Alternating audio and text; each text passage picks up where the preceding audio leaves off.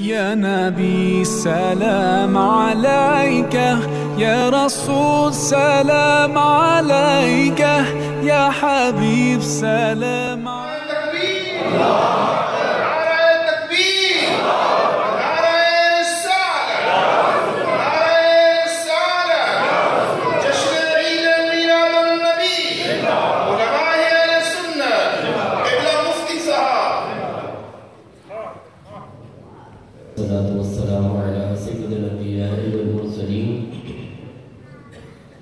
أما بعد فأعوذ بالله من الشيطان الرجيم. بسم الله الرحمن الرحيم.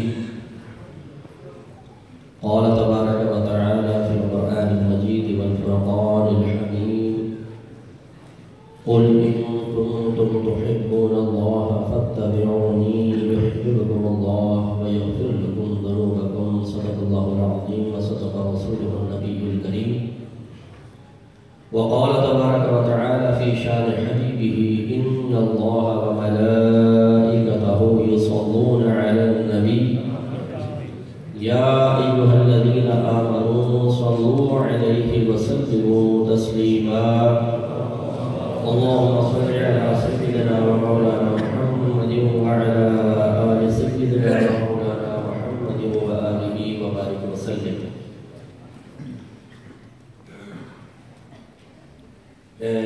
یہاں کی انتظامیہ کا اور جتنے بھی علماء و مشائخ جلوہ افروز ہیں ان سب کا خصوصی طور پہ شکریہ ادا کرتا ہوں کہ آپ نے چند کلمات اپنے سامنے کہنے کا موقع فراہم کیا، اور جتنے آپ حاضرین استقامت سے جلوہ افروز ہیں آپ سب کا بھی مشکور ہوں کہ آپ بیان سماعت فرما رہے ہیں۔ بیان انشاءاللہ مختصر ہی ہوگا، کوشش کریں گے کہ اس موضوع پہ آج میں بیان کرنا چاہ رہا ہوں اس موضوع کے مختلف پہلو کور کرنے میں کامیاب ہو جاؤں، اور انشاءاللہ بھی عالمی شہرت یافتہ نعت خوان الحاج اویس قادری صاحب بھی تشریف لائیں گے، اور میری بھی ان سے کبھی سال میں ایک دفعہ ملاقات ہوتی ہے۔ ابھی ایک فیصلہ بات محفل میں ہوئی تھی اور اب شاید آج ہو جائے اگر زندگی رہی تو میں خود بھی سننا چاہتا ہوں۔ ان کی نعتیں ماشاءاللہ بہت خوبصورت انداز سے پڑھتے ہیں، اور حقیقتاً جو خلوص سے پڑھتا ہے اس سے عشق رسول صلی اللہ علیہ وسلم میں اور سرکار کی محبت میں اضافہ ہوتا ہے۔ ان کی آمد سے پہلے چند کلمات جو آج کل ایک کرنٹ ایشو ہے اس کے بارے میں بھی انشاءاللہ تھوڑا سی گفتگو کریں گے۔ الحمدللہ اللہ تبارک و تعالیٰ نے آدم علیہ السلام کو پیدا فرمایا، آپ کی نسل مبارکہ جلتی رہی، اور ان کے بعد حضرت ابراہیم علیہ السلام دنیا میں جلوہ افروز ہوئے۔ آپ وہ نبی ہیں کہ کوئی بھی مذہب والا آپ کو برا نہیں کہتا ہے۔ ہر ایک کے مذہب میں حضرت ابراہیم علیہ السلام کا بڑا نام ہے، اللہ تعالیٰ نے بڑی عزت رکھی ہے۔ کرسچنس کو دیکھ لیجیے، یہود کو دیکھ لیں، حتیٰ کہ ہندوؤں کے ہاں بھی مختلف نام سے آپ کو جانا جاتا ہے، لیکن آپ کی تعظیم کرتے ہیں۔ آپ کے دو صاحبزادے ہوئے، حضرت اسحاق علیہ السلام، حضرت اسماعیل علیہ السلام۔ حضرت عیسیٰ علیہ السلام تک جتنے بھی نبی آئے ہیں یہ سب کے سب اسحاق علیہ السلام کی نسل سے ہیں۔ اسماعیل علیہ السلام کی نسل سے کوئی نبی پیدا نہیں ہوا تھا، یہاں تک کہ ہمارے آقا صلی اللہ علیہ وسلم کے آپ کی نسل مبارکہ سے ہوئے۔ اللہ تبارک و تعالیٰ نے اپنے حبیب کو کامل و اکمل پیدا فرمایا۔ حدیث قدسی ہے کہ اللہ تعالیٰ ارشاد فرماتا ہے کہ اے حبیب، اگر اپنی ربوبیت یعنی اپنا رب ہونا ظاہر کرنا مقصود نہ، اگر آپ کو پیدا کرنا مقصود نہ ہوتا تو میں اپنا رب ہونا بھی ظاہر نہ کرتا۔ مغفرت، میں نے اپنا رب ہونا مخلوق پر ظاہر اس لیے فرمایا کہ آپ کی پیدائش مقصود ہے۔ اس سے آپ اندازہ کر لیں کہ نبی کریم صلی اللہ علیہ وسلم کا دنیا میں جلوہ افروز ہونا خود بارگاہ الہی میں اس قدر اہم ہے کہ اللہ تعالیٰ نے اپنے رب ہونے کے اظہار کو بھی اپنے حبیب کی دنیا میں آمد کے ساتھ مقید فرمایا۔ میرے آقا صلی اللہ علیہ وسلم نے 40 سال تک اعلان نبوت سے قبل ایک ایسا عمل کر کے دکھایا کہ کفار بھی آپ کو صادق اور امین کہتے ہیں۔ پھر جب میرے آقا صلی اللہ علیہ وسلم نے اعلان نبوت فرمایا تو کفار آپ کے دشمن ہوئے، اور آپ جانتے ہیں کہ 13 سالہ مکی زندگی میں نبی کریم صلی اللہ علیہ وسلم کو بہت زیادہ آزمائشوں میں مبتلا کیا گیا۔ میرے آقا صلی اللہ علیہ وسلم نے ارشاد فرمایا کہ جب بھی تمہیں دین کے معاملے میں ستایا جائے تو تم میری تکلیفوں کو یاد کر لیا کرو، اس لیے کہ میں دین کے معاملے میں سب سے زیادہ آزمائش میں ڈالا گیا، سب سے زیادہ ہمارے ساتھ۔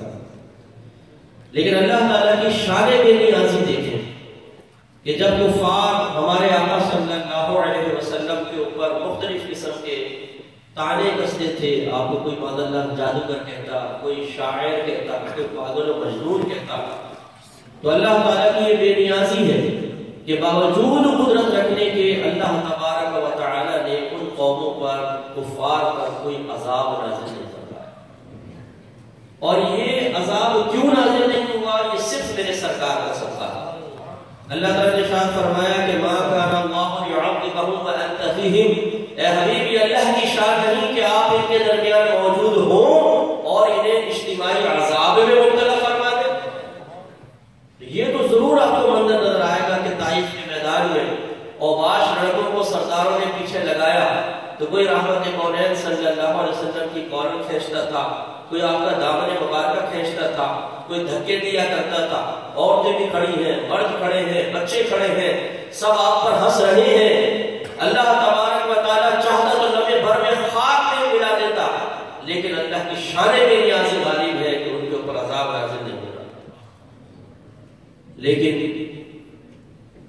آپ قرآن اٹھا کے پڑھیں کہ جب اللہ تبارک و تعالیٰ نے نبی کریم صلی اللہ علیہ وسلم کا دفاع فرمانا چاہا تو ایسے پرفیکٹ انداز سے فرمایا کہ اسی کوئی نظیر ہی نہیں ملی۔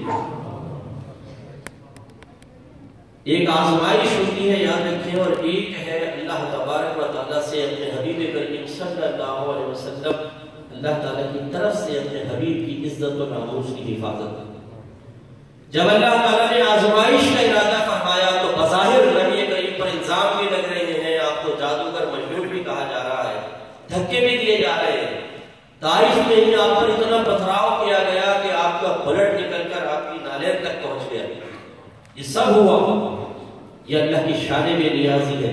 یہ ایک مثال قائم کرنی تھی قیامت تک کے مسلمانوں کے لیے کہ جب دین کے معاملے میں تم پر کوئی آزمائش آئے تو میرے حبیب کریم صلی اللہ علیہ وسلم کی تکلیف کو یاد کر کے ثابت قدم رہنا، ایسا نہ کرنا کہ اپنی تکلیفوں کے پیش نظر اپنے دین کو بیچ دو۔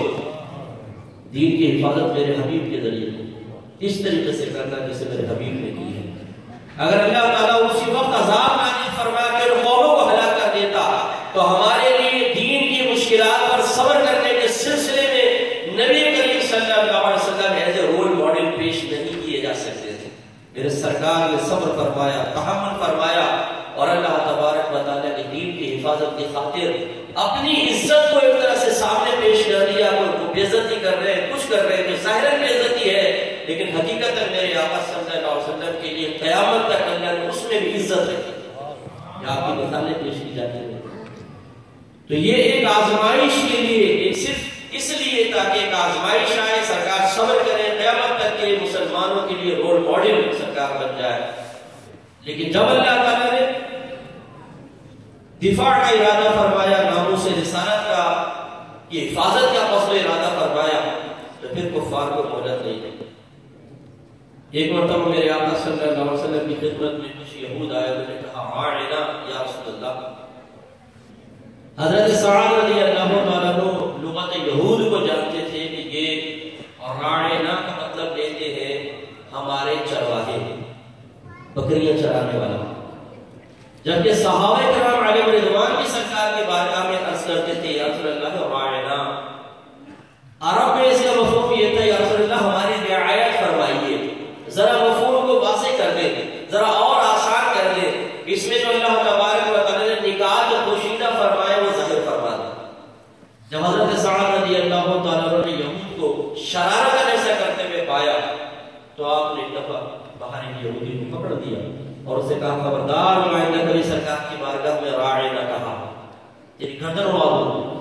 اس نے کہا مجھے کہتے ہو، تمہارے اپنے مسلمان بھی تو راعی نہ کہتے ہیں۔ انہوں نے آگے بارگاہ رسالت میں عرض کیا رسول اللہ صلی اللہ علیہ وسلم یہود آپ کو راعی شرارت کہتے ہیں، مجھے بڑا دکھ اور افسوس ہوتا ہے۔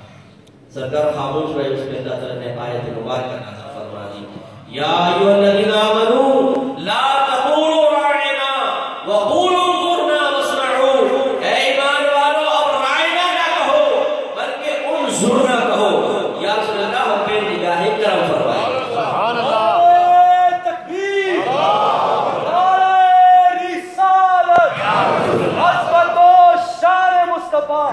اور اسمعوا کے الفاظ پہلے ہی غور سے سنو تاکہ تمہیں یہ کہنے کی ضرورت ہی نہ پڑے یا رسول اللہ ہمارے رعایت فرمائیے یا ہم پہ نگاہ کرم فرمائیے۔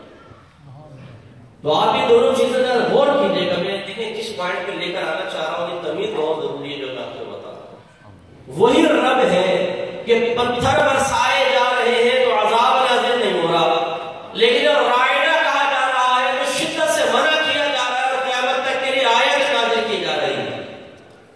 معلوم یہ ہوا کہ جب اللہ تعالیٰ اپنے حبیب پہ آزمائش کے دروازے کھول دے وہ میرے رب کی مرضی ہے، وہ میرے رب کی طرف سے ہے، لیکن جب لوگوں کی طرف سے بدتمیزی اس انداز سے ہو کہ جو اللہ تبارک و تعالیٰ محبوب نہ رکھے، جس کو اللہ تعالیٰ بطور آزمائش مقرر نہ فرمانا چاہے، تو پھر اس کا طریقہ یہی رکھا گیا کہ فوراً اس کام سے اس کو روکا گیا۔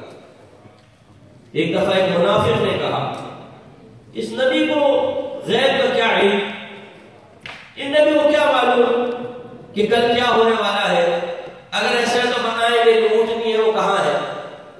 میرے آقا صلی اللہ علیہ وسلم جلال میں تشریف لائے، آپ نے ارشاد فرمایا تیری اونٹنی فلاں جنگل کے فلاں درخت میں تیرے پاس سے بھاگ کے وہاں پہنچی، اس کے لگام اس درخت کے ساتھ اٹکی ہوئی ہے، وہاں کھڑی ہے۔ سبحان اللہ۔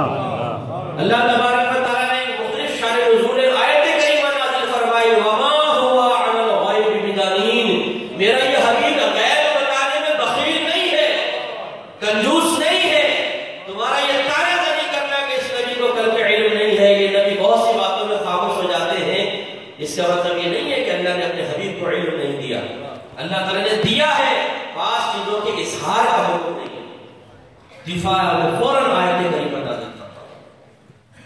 میرے آقا صلی اللہ علیہ وسلم ایک مرتبہ مال غنیمت تقسیم فرما رہے تھے، ایک شخص کھڑا ہو گیا، اس کے بارے میں لکھا ہے کہ وہ سر اس کا منا ہوا تھا، گھنی داڑھی تھی، گٹھا ہوا سر تھا، وہ کھڑا ہوا اور اس نے یہ بدتمیزی کا جملہ کہا، اے محمد انصاف سے کام لیجئے۔ کیا کہا؟ اے محمد۔ صحابہ کرام نے کبھی بھی اپنے پیارے آقا صلی اللہ علیہ وسلم کو نام لے کے مخاطب نہیں کیا ہے، بلکہ پورا قرآن اٹھا کے پڑھ دے۔ اللہ تعالیٰ نے یا محمد قرآن کے اندر بیان نہیں فرمایا، یا رسول اللہ، یا نبی اللہ، یا ایھا المدثر، یا ایھا المزمل، صفاتی ناموں سے، خوبصورت ناموں سے، اگر سے حدیث قدسی میں ہے یا محمد کا، لیکن بڑے ہی قرآن ہے چونکہ ہم نے بار بار اس کو پڑھنا تھا، بڑے ادب اور احترام کے ساتھ اللہ تعالیٰ نے بیان فرمایا۔ اس شخص نے تو بدتمیزی کی، ہمارے آقا کا نام لیا، آپ کا نام لیا، پھر کہا ہے محمد انصاف سے کام لیجیے۔ میرے آقا صلی اللہ علیہ وسلم کا چہرہ انور سرخ ہو گیا۔ حضرت عمر فاروق رضی اللہ تعالیٰ عنہ نے سرکار کے چہرے انور کی طرف دیکھا، جوش میں آ گیا اور تلوار نکالی، رسول اللہ صلی اللہ علیہ وسلم مجھے اجازت دے کہ میں اس کی گردن اڑا دوں۔ معلوم یہ ہوا کہ صحابہ کرام کا عقیدہ یہی تھا کہ گستاخ رسول زندہ رہنے کے قابل نہیں، سبحان اللہ، کر دیا جائے۔ لیکن میرے آقا صلی اللہ علیہ وسلم نے فرمایا کہ عمر نہیں، رہنے دیں۔ پھر ارشاد فرمایا کہ اس کی نسلوں سے ایسے لوگ نکلیں گے کہ وہ اتنی کثرت سے قرآن پڑھیں گے کہ تم اپنے قرآن پڑھنے کو ان کے قرآن کے مقابلے میں حقیق جانو گے، اور اتنی کثرت سے نمازیں پڑھیں گے کہ تم اپنی نمازوں کو ان کے مقابلے میں بہت ہی معمولی گمان کرو گے۔ لیکن یہ لوگ اسلام سے ایسے باہر نکل جائیں گے جیسے تیر کمان سے باہر نکل جائیں گے۔ معلوم یہ ہوا میرے آقا صلی اللہ علیہ وسلم نے ہمیں ایک سبق سکھایا کہ حکمت کا دامن ہمیشہ تھام کر رکھنا۔ اگر میرے سرکار حضرت عمر فاروق رضی اللہ تعالیٰ سے فرماتے کہ اس منافق کی گردن اڑا دو، تو کافروں کو کہنے کا موقع ملتا کہ محمد صلی اللہ علیہ وسلم اپنے ساتھیوں کو قتل کر رہے ہیں۔ اس لیے میرے آقا نے فرمایا اس کو چھوڑ دو. حکمت کا تقاضا یہ ہے کہ اس کی سزا اللہ خود مقرر فرمائے گا، اس کو چھوڑ دو، لیکن ان سے ہمیشہ دور ضرور رہنا. اور اس کے علامات میرے آقا صلی اللہ علیہ وسلم نے بیان فرمائے. معلوم یہ ہوا کلمہ پڑھنا اپنے مقام پر، نماز پڑھنا اپنے مقام پر، روزہ رکھنا اپنے مقام پر، ماتھے پہ نمازوں کے نشان بنا دینا اپنے مقام پر، تبلیغ دین کرنے کا اپنے مقام پر. لیکن اگر کوئی شخص گستاخ رسول ہوگا، اللہ تعالیٰ کی بارگاہ میں اس کا کوئی عمل مقبول نہیں، وہ تیر سے ایسے، وہ کمان سے، اسلام سے ایسے باہر نکل جائے گا جسے کمان سے تیر باہر نکل جاتا ہے. یاد رکھیے ہم لوگ کہتے ہیں کہ جی ہمارے خاندان برادری میں اگر کوئی ایسا اللہ کی شان میں گستاخی کرنے والا، رسول کی شان میں گستاخی کرنے والا ہو، ہماری برادری سامنے رکھنے سے کیا ہے، برادری کیا کرے گی، رشتہ داری میں تو نبھانی پڑتی ہے جی، کچھ مرمت کے تقاضے بھی تو ہوتے ہیں جی، کاروبار ساتھ ہے جی، دوست ہے جی، فیملی ٹرمز ہے ان کے ساتھ. نبی کریم صلی اللہ علیہ وسلم کی عزت و ناموس کو ایک جانب رکھ کر ہم دنیاوی تقاضوں کو نبھانے کے لیے گستاخ رسول کے ساتھ بیٹھنا پسند کرتے ہیں، ہاتھ ملانا پسند کرتے ہیں، اس کے ساتھ کھاتے ہیں، پیتے ہیں، خوشی سے رہتے ہیں. ذرا ایک نبی صدیق اکبر رضی اللہ تعالیٰ عنہ کے عشق رسول اور اسلام کے تقاضے کے پورا اترنے کا منظر دیکھیے. آپ کے ساتھ حضرت عبد الرحمن غزوہ بدر میں کفار کی طرف سے مقابلہ کرنے آئے ہیں جو مسلمان نہیں ہوئے. صدیق اکبر مسلمانوں کی طرف سے ہے، مسلمانوں کو اللہ نے فتح دی. جب ختم ہوئی عبد الرحمن بعد میں ایمان لائے تو والد سے کہتے ہیں کہ بابا جان غزوہ بدر میں کئی مرتبہ آپ کی تلوار کے سامنے آئے لیکن خدا کی قسم باپ ہونے کا لحاظ کر کے آپ کو چھوڑ دیا. حضرت صدیق اکبر رضی اللہ تعالیٰ عنہ نے فرمایا کہ خدا کی قسم اگر تو ایک مرتبہ میری تلوار کے سائے میں آتا میں تیری گردن اڑا کے ایک لمحہ دیا نہ کرتا. اس لیے کہ یہ عشق ہے، تماشا نہیں ہے، یہ نبی کا حکم ہے، کوئی کھیل کود نہیں ہے، یہ اللہ کا دین ہے، کوئی مذاق اور دنیا کا معاملہ نہیں ہے. اگر سامنے آتا ہے تو گردن اڑا دیتا. تو اس سے معلوم یہ ہوا کہ حکمت اپنے مقام پر، آزمائش اپنے مقام پر اور فرض اپنے مقام پر. صدیق اکبر فرض کا ذکر کر رہے ہیں، سامنے آتا فرض تھا کہ بیٹا ہے لیکن دشمن اسلام ہے گردن اڑاؤ. اللہ تعالیٰ نے اپنے حبیب کو آزمائش میں رکھا، کافروں پہ عذاب نازل فرمایا نہیں نازل فرمایا، آزمائش امتحان یہ بھی ہے. عمر فاروق تلوار نکال رہے ہیں، فرض کا اظہار کر رہے ہیں کہ جو گستاخ رسول اللہ ہم پہ تو فرض ہے کہ اس کو مار دے، لیکن سرکار منع فرما رہے ہیں یہ حکمت ہے. میرے آقا صلی اللہ علیہ وسلم معاذ اللہ کوئی بزدل نہیں تھے، لیکن حکمت کا دامن کبھی سرکار نے نہیں چھوڑا. ہجرت کے بعد جب پہلی مرتبہ عمرہ کرنے کے لیے گئے، کفار نے مکہ المکرمہ میں داخلے سے روک دیا، ہم نہیں گھسنے دیں گے. میرے آقا صلی اللہ علیہ وسلم نے حضرت عثمان غنی رضی اللہ تعالیٰ عنہ کو اپنا سفیر بنا کر بھیجا. سنا ہے نا، وہاں مشہور ہو گیا، شیطان نے مشہور کر دیا کہ عثمان غنی رضی اللہ تعالیٰ عنہ معاذ اللہ شہید کر دیے گئے. اور اس سے پہلے یہ عشق کا واقعہ آپ دیکھیے کہ جب آپ اندر گئے کفار نے کہا اگر آپ چاہیں تو یہ شریف خاندان کے آدمی تھے، مالدار صحابی تھے، بہت بڑی برادری تھی ابھی تک مکہ المکرمہ میں. تو عثمان غنی رضی اللہ تعالیٰ عنہ کو پیشکش ہوئی اگر آپ چاہیں تو کعبۃ اللہ کا طواف کر لیں. کہا کہ نہیں، جب تک میرے آقا صلی اللہ علیہ وسلم نہیں کریں گے میں کیسے کر سکتا ہوں. یہ ادب ہے، احترام ہے، مشہور ہو گیا جو عثمان غنی کو شہید کر دیا. اب آپ دیکھیے کہ حکمت اور بزدلی میں بڑا فرق ہوتا ہے. میرے آقا صلی اللہ علیہ وسلم نے کئی مقامات پر حکمت اختیار کی ہے، آپ بزدل نہیں ہیں. لہذا جب یہ خبر عام ہوئی میرے آقا ایک درخت کے نیچے بیٹھ گئے اور آپ نے ارشاد فرمایا کہ میرے ہاتھ پر بیعت کرو. صحابہ کرام نے رسول اللہ کس چیز کے بارے میں بیعت کرے؟ ارشاد فرمایا جب تک عثمان کے خون کا بدلہ نہ لے لیا جائے اس وقت تک ہم چین سے نہیں بیٹھیں گے، اس پر میری بیعت کرو. جان نثار صحابہ کرام نے وہ بیعت رضوان کی، یا رسول اللہ اپنی جانیں قربان کر دیں گے آپ کے نام کا بدلہ لیا جائے. یہ ہے بہادری، یہ ہے انصاف کا تقاضا، یہ اسلام کی تعلیمات کا تقاضا تھا. تو میرے آقا صلی اللہ علیہ وسلم نے اس پر بیعت لی ہے، لیکن جب پتہ چلا عثمان غنی زندہ ہے، جب معلوم ہوا کہ کفار سرنڈر کرنے کے لیے اس حد تک تیار ہے کہ آپ اس سال چلے جائیں، اگلے سال نیکسٹ ایئر آپ واپس آ جائیے گا، تو میرے آقا صلی اللہ علیہ وسلم نے اس صلح کے لیے رضامندی کا اظہار کیا۔ حضرت توجہ فرمائیے، عمر فاروق رضی اللہ تعالیٰ عنہ نے جب سنا کہ میرے آقا صلی اللہ علیہ وسلم، یہ بات میں نہیں تھی، تھوڑا سا میں بیان ختم کروں کہ بات نہیں، جب حضرت عمر فاروق رضی اللہ تعالیٰ عنہ نے یہ دیکھا کہ سرکار نے صلح کی، تو آپ سرکار کے پاس آئے، جلالی نبی ہے، طاقت ہے، اسلام کے لیے مر مٹنے کا جذبہ ہے، لیکن ابھی نگاہ نبی کریم صلی اللہ علیہ وسلم کی حکمت کی جانب نہ پہنچ سکی۔ عرض کی یا رسول اللہ کیا ہم غلطی پر ہیں؟ سرکار نے فرمایا نہیں۔ کہا کہ آپ حق پر نہیں؟ سرکار نے فرمایا بالکل ہے۔ عرض کی تو پھر کیوں پیچھے ہٹتے ہیں؟ آپ حکم فرمائیے، آپ اشارہ کر دیجئے، ہم آپ کے لیے خون کی ندیاں بہا دیں گے۔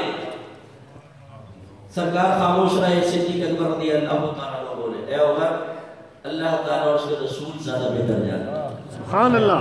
سمجھو اس حکمت کو، جب اللہ کے نبی کوئی فیصلہ کر رہے ہیں، اللہ کے نبی بزدل نہیں ہے، اللہ کے نبی کوئی فیصلہ کر رہے ہیں حکمت کے ساتھ ہوگا۔ عمر فاروق کہتے ہیں اللہ نے میرا سینہ کھول دیا، میں خاموش رہا، اور پھر آپ دیکھیے اگلے سال جب سرکار تشریف لائے ہیں اور آپ نے کعبۃ اللہ کا طواف کیا ہے، اس سے ہزاروں کفار آپ سے متاثر ہوئے اور فتح مکہ کے وقت ایمان لے کر۔ تو یہ ہے حکمت۔ جب کفار نے حملہ کیا غزوہ بدر کے بعد بدلہ لینے کے لیے، غزوہ احد ہے، سرکار نے صحابہ کرام کو بلایا، کس طریقے سے جنگ ہونی چاہیے؟ صحابہ نے کیا سکتا آپ بتائیے؟ سرکار نے فرمایا باہر نکل کر جنگ ہوگا، ہم دفاع مدینے میں رہ کر جنگ کریں گے، دفاعی جنگ ہوگی، مدینے کا دفاع کریں گے، یہ حکمت ہے۔ سرکار نے فرمایا ہم مدینے میں رہ کر دفاع کریں گے۔ نوجوان صحابہ نے عرض کیا رسول اللہ ہم باہر نکل کر لڑیں گے، آپ ہمیں اجازت دیں، کیونکہ ہم غزوہ بدر میں حاضر نہ ہو سکے تھے، ہماری تلواریں کفار کے خون کے لیے تڑپ رہی ہیں، یہ پیاسی ہے، ہم باہر نکل کر شجاعت کا مظاہرہ کر کے اور شہادت حاصل کر کے اللہ تعالیٰ کی بارگاہ میں مقام حاصل کرنا چاہتے ہیں، آپ اجازت دیں۔ جب صحابہ نوجوان صحابہ کے اصرار بڑا، سرکار نے فرمایا ٹھیک ہے ہم باہر نکل کے مقابلہ کریں گے۔ سرکار اندر گئے، ہتھیار زیب تن فرمائے، باہر نکلے، اتنی دیر میں جو بدری صحابہ تھے انہوں نے نوجوانوں کو سمجھایا کہ جب اللہ کے نبی کہہ رہے ہیں تو کہنا مانو، ہم سامنے اس لیے نہیں بولے کہ آوازیں بلند نہ ہو جائے، لیکن جو اللہ کے نبی کہہ رہے ہیں وہ مان لو۔ سرکار باہر آئے تو نوجوانوں نے ریکویسٹ کیا رسول اللہ ہم معذرت چاہتے ہیں، جیسا آپ کہیں گے ویسے مقابلہ ہوگا۔ میرے آقا نے ارشاد فرمایا کہ جب اللہ کا نبی اپنے جسم پر ہتھیار سجا لیتا ہے تو پھر کبھی اترتا نہیں ہے، اب ہم باہر نکل کر ہی مقابلہ کریں گے۔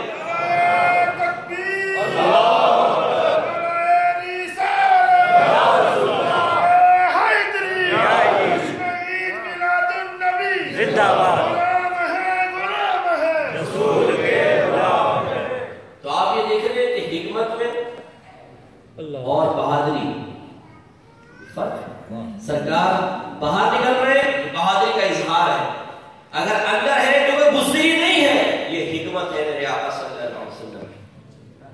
ایک دفعہ صحابہ کہتے ہیں، ترمذی کی روایت ہے، ہم نے زوردار آواز سنی جنگل کی طرف سے، ہم لوگ ڈر گئے، کہتے ہیں ہم ڈر گئے، ایسی آواز کی ہیبتناک کہ ہم ڈر گئے۔ جب کافی دیر تک مزید آواز نہ آئی تو ڈرتے ڈرتے ہم لوگ گھروں سے باہر نکلے تو ہم نے اپنے آقا صلی اللہ علیہ وسلم کو دیکھا کہ آپ جنگل کی طرف سے واپس تشریف لا رہے ہیں، اور سرکار فرمانے لگے جب میں نے آواز سنی تو میں نے چاہا کہ جا کر دیکھوں کس چیز کی آواز ہے، جا کر دیکھا مجھے کچھ نہ ملا تو میں واپس آ رہا۔ آپ اس سے شجاعت کا اندازہ کریں کہ صحابہ کرام گھروں میں ڈر گئے تھے، لیکن میرے آقا صلی اللہ علیہ وسلم بہادری کے ساتھ اس اندھیرے جنگل میں جا رہے ہیں، اور سرکار کیوں ڈریں گے؟ جس نبی پر اللہ تبارک و تعالیٰ کا خصوصی سایہ ہو، جو نبی جہاں سے گزر جائے تو پتھر سجدے میں گر جائے، پتھر انہیں سلام کرے، درخت جھک کر سجدہ سرکار کے قدموں میں سجدہ کرے، اور سرکار کو اپنے نبی کہے السلام علیکہ یا رسول اللہ کہے، السلام علیکہ ایھا النبی کہے، وہ نبی کس سے خوفزدہ ہو سکتا ہے؟ تو میرے نبی نے اگر کوئی پیچھے قدم ہٹایا ہے وہ حکمت ہے، بزدلی نہیں ہے۔ سرکار ایک وادی سے گزر رہے شیخ عبداللہ محدث دہلی رحمۃ اللہ علیہ نے لکھا کہ کافر پہلوان تھا تو اتنا بھاری بھرکم تھا کہ اگر وہ گائے کی کھال پر کھڑا ہو جاتا تو لوگ اس کے قدموں کے نیچے سے وہ کھال نکال نہیں سکتے تھے، پھٹ جاتی تھی، نکلتی نہیں تھی۔ آپ اس کے قد کاٹ کا اندازہ کریں، اس کے گوشت کا اندازہ کریں، اس کے وزن کا اندازہ کریں اور اس کی ہیبت کا اندازہ کریں۔ میرے سرکار وادی سے گزر رہے وہ سامنے آ گیا، کہنے لگا آپ ہی وہ ہیں جو نبوت کا دعویٰ کرتے ہیں؟ میرے سرکار نے فرمایا کہ ہاں میں ہی ہوں۔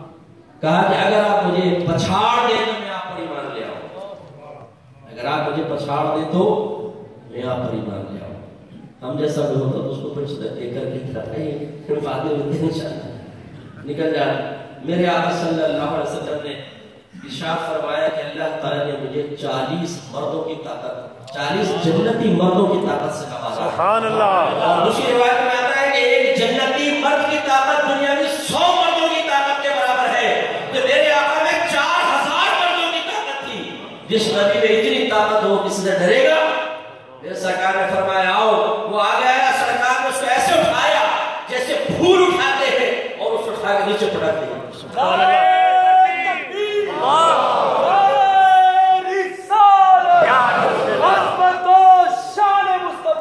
حیران رہ گیا، اس نے سوچا شاید کوئی مسٹیک ہوئی، یہ کہنے لگا دوبارہ آؤ۔ سرکار نے فرمایا دوبارہ آؤ، دوبارہ آیا، پھر سرکار نے اس کو اٹھا کے نیچے پٹک دیا۔ سرکار نے فرمایا ایمان لاتے ہو؟ لیکن اتنا بدبخت تھا کہ میں ایمان لے کر نہیں آتا۔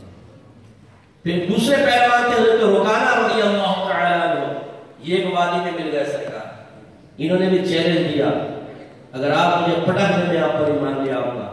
میرے آقا صلی اللہ علیہ وسلم 4000 مردوں کی طاقت رکھنے والے میرے آقا، اور یہ تو ظاہری طاقت ہے، یہ ظاہری طاقت ہے۔ باطنی طاقت کا اندازہ کرنا ہو تو میرے آقا صلی اللہ علیہ وسلم نے کئی دن تک روزے رکھے، درمیان میں افطار نہ کیا، صحابہ کرام نے اتباع میں روزے رکھنے شروع کیے۔ سرکار نے نماز پڑھاتے ہوئے ملاحظہ فرمایا کہ صحابہ نقاہت کی وجہ سے گر گئے، نماز سے فارغ ہوئے۔ آپ نے فرمایا کہ ہماری یہ حالت کیوں ہے؟ عرض کیا رسول اللہ صلی اللہ علیہ وسلم آپ نے روزے رکھے تو آپ کی اتباع میں ہم نے بھی روزے رکھنے شروع کر دیے۔ سرکار نے شاید فرمایا تم کھاؤ اور پیو اس لیے کہ مجھے تو میرا رب کھلاتا پلاتا ہے، میرا رب مجھے کھلاتا پلاتا ہے۔ فرمایا تم میں میری مثل کون ہے؟ تم میں کون میری مثل ہے؟ جو یہ کہتا ہے کہ ہمارے نبی ہماری مثل ہے، اسے یہ حدیث پڑھنی چاہیے۔ سرکار نے فرمایا تم میں سے کون میری مثل ہے؟ مجھے تو میرا رب کھلاتا ہے، میرا رب پلاتا ہے۔ شاعر نے اس میں لکھا کہ وہ ظاہری کھلانا پلانا نہیں تھا، یہ روحانی غذا تھی کہ جب میرے آقا صلی اللہ علیہ وسلم پر نورانیت کی جلوہ غالب ہو جایا کرتی تھی تو آپ تقاضائے بشریت سے پاک و صاف ہو جایا کرتے تھے۔ کئی دن تک بنا کھائے تھے اور طاقتوں کا بنائی جیسے۔ ابھی تو جسمانی طاقت کا اظہار ہے، روحانی طاقت تو ابھی ہوئی نہیں ہے، ابھی ظاہری نہیں ہوئی ہے۔ سرکار نے اٹھایا اور زمین پر پٹک دیا۔ حضرت رکانہ رضی اللہ تعالیٰ عنہ ایمان لے گا۔ سبحان اللہ۔ اگر میرے آقا کی روحانی طاقت دیکھنی ہو تو ذرا جبریل امین کا واقعہ ذہن میں لے کر آئے۔ سرکار معراج کے سفر پہ جا رہے ہیں، بعض لوگوں نے بخاری کی حدیثوں کے ظاہر کو دیکھا۔ میرے سرکار فرماتے ہیں کہ جبریل امین میرے پاس آئے، مجھے فجر کی نماز اول وقت میں پڑھائی، وہ امام بنے، میں مقتدی بنا۔ اگلے دن پھر آئے، بالکل آخری وقت میں فجر کی نماز پڑھائی اور فرمایا کہ ان دونوں وقتوں کے درمیان فجر کا وقت ہے۔ اسی طرح 5 نمازوں کی امامت کی۔ لوگوں نے کہا کہ امام مقتدی سے افضل ہوتا ہے، جبریل سرکار سے افضل ہے۔ سفر معراج ہے، میرے سرکار پہلے آسمان پر پہنچے، جبریل امین آگے آگے ہیں، دروازہ بجاتے ہیں، پوچھا جاتا ہے کون؟ یہ جبریل، اور کون ساتھ میں؟ محمد ہے، کیا بلائے گئے؟ جی ہاں بلائے گئے۔ دروازہ کھول دیا گیا، اندر گئے ہیں، وہ سرکار کو بتا رہے تھے کہ یہ نبی ہیں، یہ معاملہ ہے، یہ معاملہ ہے۔ ایک آسمان، دوسرا، تیسرا، چوتھا، 5واں، 6واں، 7واں، جنت دوزخ کے مناظر ملاحظہ فرمائے، سدرۃ المنتہا تک پہنچے تو یہاں پر بھی بہت سو کے علم کی انتہا ہو جاتی ہے۔ منتہا کہتے ہیں اس مقام پہ چیز کی انتہا ہو جائے۔ لوگوں نے کہہ دیا کہ معلوم ہوا کہ جبریل امین کا علم نبی کے علم سے زیادہ ہے، اسی لیے وہ سرکار کو لے کر آئے اور ہر ایک کا تعارف کروا رہے ہیں۔ لیکن کاش اس سے آگے کی حدیث پر بھی ہم غور کر لیتے۔ وہ نوری مخلوق ہے جس میں بشریت کا کوئی دخل نہیں ہے۔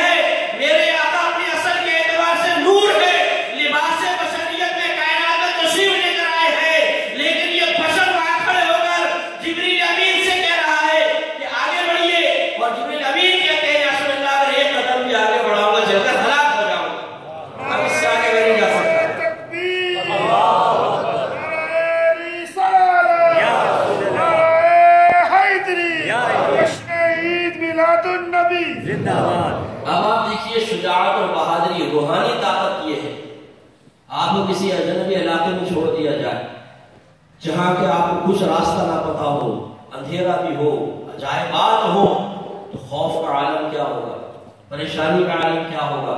لیکن میرے آقا صلی اللہ علیہ وسلم کی بہادری دیکھنی ہو، آپ کی شجاعت دیکھنی ہو، آپ کی روحانی طاقت دیکھنی ہو، آپ کی جسمانی طاقت دیکھنی ہو، تو اس واقعے پہ غور کریں کہ جبریل امین آج تک وہاں نہیں گئے اور میرے آقا آگے بڑھتے چلے جا رہے ہیں اور کوئی خوف نہیں ہے، کوئی ڈر نہیں ہے، کوئی پریشانی نہیں ہے. اور سب سے بڑی بہادری اور شجاعت اپنی ظاہری آنکھوں سے اللہ تعالیٰ کا دیدار کرنا. سبحان اللہ. یہ ہے روحانی طاقت. حضرت موسیٰ علیہ السلام نے اللہ کی بارگاہ میں عرض کیا، رب کریم مجھے اپنے آپ کو دکھا. اللہ تعالیٰ نے فرمایا یا موسیٰ لن ترانی، اے موسیٰ آپ مجھے ہرگز نہیں دیکھ سکتے. اصرار بڑا. اللہ تعالیٰ نے فرمایا قرآن اٹھا کے پڑھے، اے موسیٰ اس پہاڑ کی طرف دیکھیے، اگر یہ پہاڑ میری تجلی برداشت کر لے گا تو ضرور آپ مجھے دیکھ سکیں گے. جب اللہ نے اپنی تجلی فرمائی، پہاڑ ریزہ ریزہ ہو گیا، سرما ہو کے بکھر گیا، جل کر بکھر گیا. موسیٰ علیہ السلام بے ہوش ہو کے زمین پر تشریف لے آئے.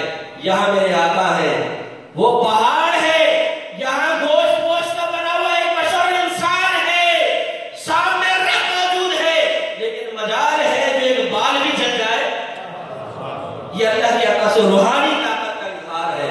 اپنے رب کا سامنا کرنا کوئی آسان ہے؟ پہاڑ نہ کر سکا. موسیٰ علیہ السلام بے ہوش ہو کے تشریف لے آئے. میرے آقا سامنے اپنے رب کو دیکھ رہے ہیں، 2 مرتبہ ظاہری آنکھوں سے دیدار کر رہا ہے. اور پوشیدگی کے ساتھ دیدار 9 دفعہ ثابت ہے کہ جب واپس تشریف لائے، موسیٰ علیہ السلام نے درخواست کی، اللہ تعالیٰ نے آپ کو کیا دیا؟ فرمایا 50 نمازیں. عرض کی کہ آپ کی امت یہ 50 نمازیں نہیں پڑھے گی، آپ جائیے اور اللہ کی بارگاہ میں کمی کی گزارش پیش کیجیے. سرکار واپس گئے، 5 نمازیں کم ہوئی، پھر 5، 9 دفعہ گئے، 45 نمازیں کم ہوئی. یہ دیدار پردے کے اندر دیدار تھا. اور 2 دفعہ دیدار جو سرکار نے کیا وہ اپنی ظاہری آنکھوں سے دیدار کیا. یہ میرے آقا کی طاقت ہے. اب خود بتائیے، جس میں 4000 مردوں کی ظاہری طاقت ہو اور جس میں اتنی روحانی قوت ہو کہ اللہ تعالیٰ کی تجلی برداشت کر لے، کیا وہ اکیلا سارے کفار کا مقابلہ نہیں کر سکتا؟ کیا وہ ان کو بھوک بھی مارے تو ہلاک نہیں کر سکتا؟ کیا میرے آقا جس میں 4000 مردوں کی طاقت اتنی لمبی تلوار بناتے ایران سے دروازے تک پہنچ جائے، کیا وہ نبی نہیں اٹھا سکتے تھے؟ غزوہ بدر میں اکیلے جاتے، اللہ کی رضا پر راضی رہے، اللہ کی مشیت اور حکمت کو سمجھتے ہوئے. اگر سرکار کی تلوار سے سب کو مار دیتے، آپ تو خالی دعا ہاتھ اٹھا دیتے، سب کچھ ختم ہو جاتا. میرے آقا فرماتے اگر میں چاہوں تو مدینے کے پہاڑ سونے کے بن کے میرے پیچھے پیچھے چلے. سرکار بھی اتنی طاقت ہے، لیکن آپ نے اللہ تعالیٰ کی مشیت کے پیش نظر اس آزمائش کو برداشت فرمایا. کیونکہ صحابہ نے شہید ہونا تھا، مقام حاصل کرنا تھا، بدری صحابہ کو درجے ملنے تھے. سرکار نے اللہ تعالیٰ کی حکمت کو محفوظ رکھا. تو اب اس پر ذرا تھوڑا سا غور فرمائیے کہ جانثار صحابہ کرام موجود ہے، سرکار میں روحانی طاقت ہے، بہادری ہے، سب کچھ ہے، لیکن اس کے باوجود حکمت کا دامن نہیں چھوڑ رہے ہیں. آج افسوسناک صورتحال یہ ہے کہ مسلمان اپنی یونٹی کے لیے، اتحاد کے لیے، یکجا ہو جانے کے لیے انتظار کرتے ہیں اس بات کا کہ پہلے ہمارے نبی کے شرمناک خاکے بناؤ تو ہم مل کر دکھائیں گے. ایک کمیٹی کے رکن تھے، وہ اس سے ملنے آئے گھر پر، ایک مسجد کی کمیٹی کے تھے، تو کہنے کہ مفتی صاحب یہ مسلمان مل کے کیوں نہیں بیٹھتے ہیں، ان میں یونٹی کیوں نہیں پیدا ہوتی ہے، دیکھیں یہ خاکے بنا رہے ہیں، یہ علماء مل کے کیوں نہیں بیٹھ جاتے ہیں. میں نے گزارش کی کہ علماء کو چھوڑیں، پہلے بتائیں آپ کمیٹی کے سارے ارکان مل کے کیوں نہیں بیٹھ جاتے. پھٹا رائی جھگڑا لے بلنگ، آپ ایک مسجد سنبھال کے اس کو یونٹی کے ساتھ نہیں چلا پا رہے. مجھے نہیں پتا کہ آپ کی مسجد کا کیا معاملہ ہے، یہ سوچے کہ میں کوئی طنز کر رہا ہوں، کیونکہ ہم برا بہت جلدی مان جاتے ہیں کہ فوراً اتنا نازک مزاج ہے کہ ذرا کسی کی زبان سے نکلا ایک تو سب سے پہلے اسے 7ویں آسمان پہ پہنچا دیں گے اور پھر ایک لمحے میں اس کو اتار کے نیچے اپنی اوقات پر آنا. یہ کیوں ہمارے خلاف بول دیا؟ نہ بولو تو بول رہا ہوں. تو خلاصے کا نام یہ ہے کہ ہم انتظار کرتے ہیں، گستاخی کرو پھر ہم مل کے دکھائیں گے، خاکے بناؤ پھر ہماری دیکھو طاقت کا عالم. یہ طریقہ کار نہیں ہوتا ہے. میرے آقا صلی اللہ علیہ وسلم کی شان میں کوئی گستاخی کرے، کوئی خاکے بنائے، کوئی الٹی سیدھی حرکت کرے، تو ان تمام جو میں نے اتنا آپ کو سمجھایا ہے اس کی روشنی میں ہمیں فیصلہ کرنا ہوگا۔ عمر فاروق کا فیصلہ تھا اس منافق کی گردن اڑے۔ عمر فاروق یہ چاہتے تھے کفار نے عمر سے روکا ان پہ حملہ کیا جائے، میرے آقا صلی اللہ علیہ وسلم درمیان میں آئے، آپ نے حکمت کا سبق سکھا کر حکمت کو اختیار کرنے کا حکم دیا۔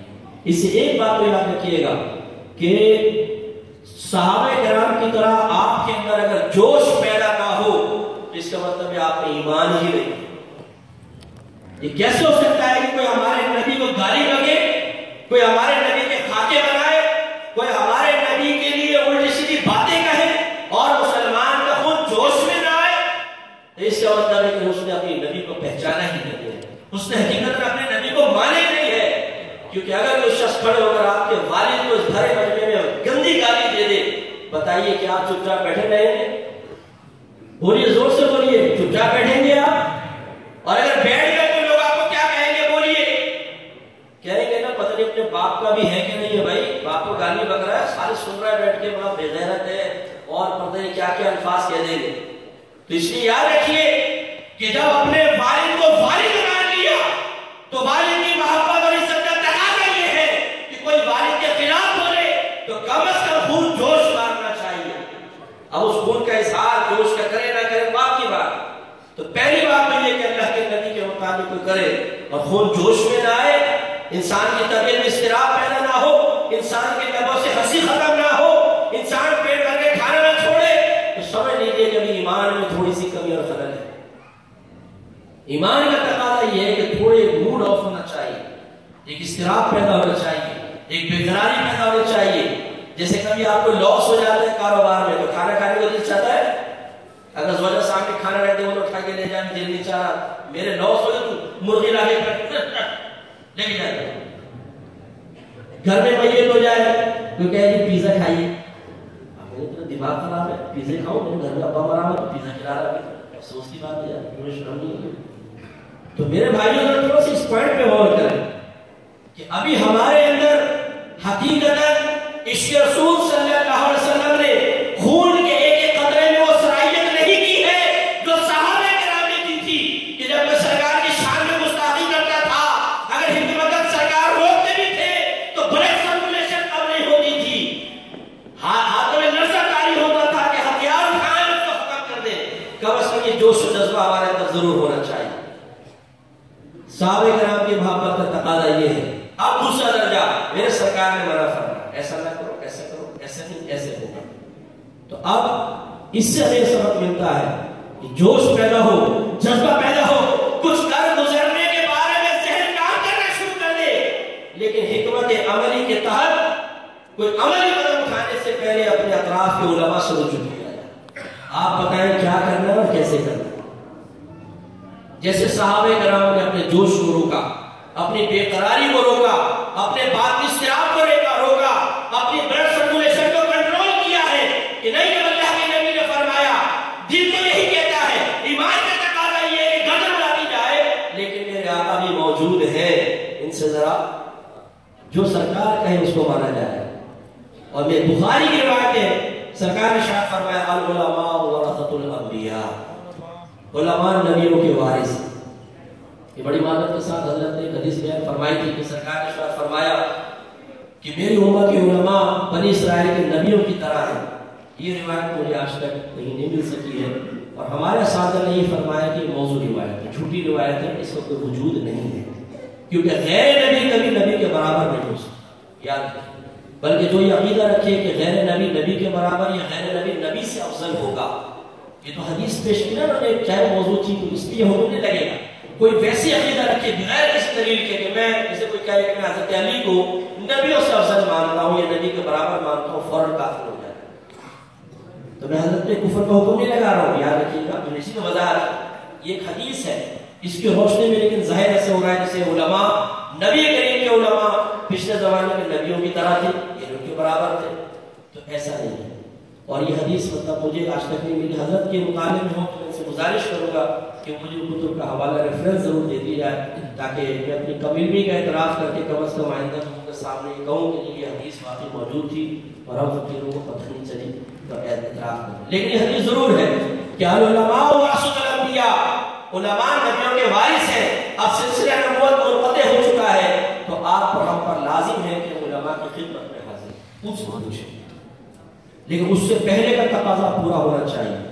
جوش، جذبہ، ایک احساس، ایک فکر، شعور کی بیداری، غصہ، اضطراب، لیکن وہ کنٹرولڈ ہونا چاہیے.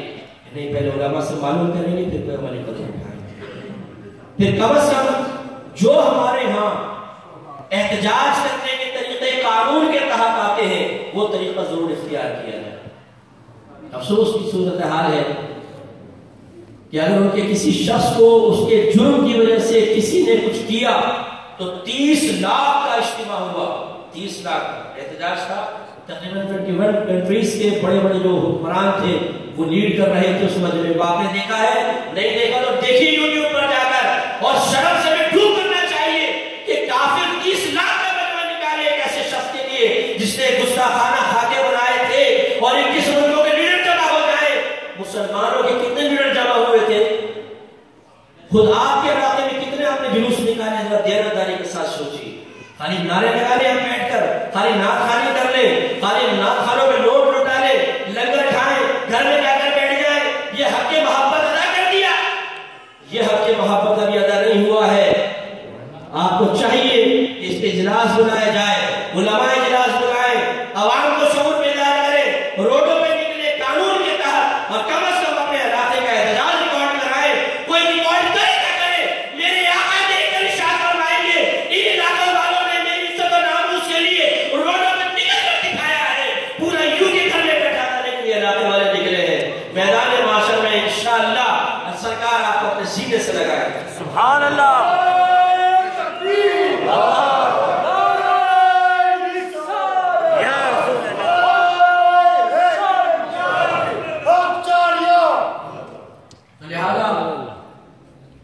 قانون یہی ہے، ہمارا مذہب یہ کہتا ہے کہ ہر چیز کو آپ اپنے ہاتھ میں فوری طور پہ نہیں لے سکتے ہیں. آپ علماء سے رجوع کریں، علماء آپ کو گائیڈ لائن دیں گے کیا کرنا ہے، کس طریقے سے کرنا ہے. ان کی گائیڈ لائن کی روشنی میں آپ ضرور کریں. اور آخری بس مجھے کہا 5 منٹ میں ختم کر دیں. میں انشاءاللہ ایک آخری پیغام دے کے ختم کرتا ہوں اور ذرا توجہ سے میری بات سنیے. ایک شخص خاکہ بنائے، ہم کہتے ہیں اس نے گستاخی کی. ایک شخص میرے نبی کو معاذ اللہ گالی بکے، ہم کہتے ہیں اس نے گستاخی کی. ایک شخص نبی کو کہے ان میں فلاں فلاں وصف جو قرآن سے ثابت ہے یہ نہیں مانتا میں، ہم کہتے ہیں تم نے گستاخی کی ہے. لیکن کیا گستاخی صرف انہی چیزوں کے ساتھ منحصر ہے، انہی کے ساتھ تعلق رکھتی ہے؟ اب ذرا میں آپ سے پوچھتا ہوں، آپ دیانتداری سے جواب دیجیے گا اور توجہ کیجیے گا. آپ کے استاد صاحب کہتے ہیں بیٹا ذرا پانی پلاؤ، آپ کہتے ہیں میں نہیں پلاتا ہوں. یہ بے ادبی گستاخی ہے یا نہیں؟ زور سے بولیے. ماں کہے بیٹا میرے پاس بیٹھ، آپ کے ماں کے پاس ٹائم نہیں ہے میں جا رہا ہوں، بتائیے بے ادبی ہے کہ نہیں؟ باپ کہے کہ بیٹا میرا دل چاہ رہا ہے تیرے سے گفتگو کرنے کا، میرے پاس بیٹھو، میرا دل بڑا پریشان ہے، ذہن بہت پریشان ہے، 5 منٹ میرے ساتھ بیٹھ جائے بیٹا، ذرا گفتگو کر، تیرے بات کو سکون مل جائے گا. آپ کہے کہ ابا جان اب مر بھی تو جاؤ، میں دوستوں کے پاس جاؤں یا تمہارے پاس بیٹھوں، ابا میری جان چھوڑو. بتائیں یہ گستاخی بے ادبی ہے یا نہیں ہے؟ تو یاد رکھیے صرف کارٹون بنانا ہی بے ادبی نہیں ہے، بلکہ کسی بڑے کا کہنا نہ ماننا بھی بہت بڑی بے ادبی ہوتی ہے. میری بہنیں بھی غور سے سنیں، آپ بھی غور سے سنیں اور توجہ فرمائیں کہ ہم اطاعت رسول سے کس قدر حکم ہوتے ہیں اور اس میں ہمیں بے ادبی کا پہلو کوئی نظر نہیں آتا.